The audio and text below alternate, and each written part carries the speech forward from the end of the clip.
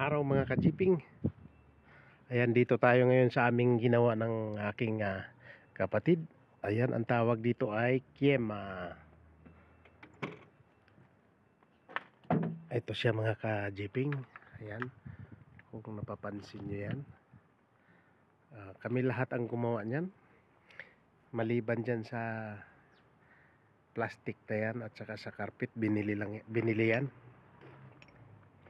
Ayan, ito yung aming gawa. Itong gawa mga ka-jeeping ay matatawag nating quality. Ayan, dalawa ang aircon nito. Ayan, oh. Ito ay po may mga cube light, may ano yan, basta may ganun. Ayan, may pansinin nyo mga kapatid, mga ka-jeeping pala. Ayan, tapos lead, ayan, may lead pa yan dyan sa unahan. Ito ko, diba? Yan,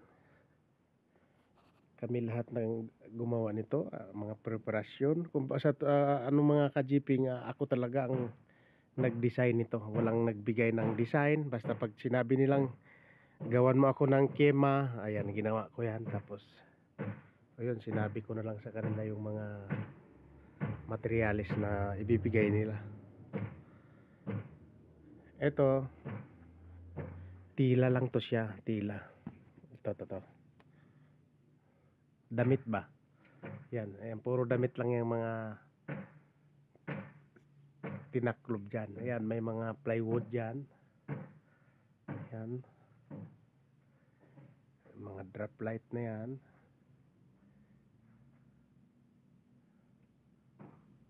May mga outlet mga ka-jeeping, naka-expose na yan kasi wala siyang wala siyang wall sa gilid. Puro lang yan, puro tubular. Ayan, iyari lang yan lahat sa tubular tsaka plywood at saka PVC na plastic. Itong salamin mga ka-jeeping, linis lang kailangan dito. Ayan, double yan, kabilaan yan salamin na yan, kaya hindi siya napapasok ng ang araw, hindi siya umiinit pagdating sa loob.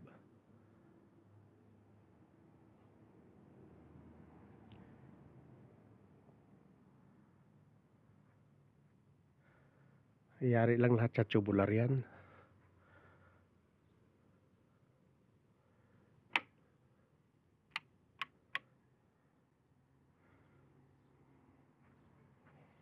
Yan ang niya, aircon.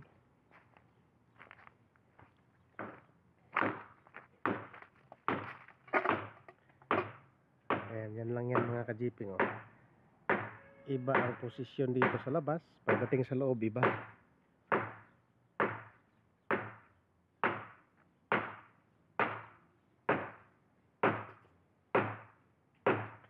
Ayan. So nagano lang kami ng hollow block, inangat lang namin ang dalawang hollow block yan, tapos flooringan, tapos tiles, tapos pagkatapos ng tiles nilagyan ng sponge, yung labat kung tawagin. Ito yun mga ka-jeeping, kung titingnan nyo, insulation yan sa atin. Yan, ito naman yung pinakang ginagamit sa yan, sa bubong. PVC lang yan, plastic. Tapos yun na rin ginamit dito sa wall sa labas para ang tubig hindi makapasok. So ganun. Ito naman yung tila.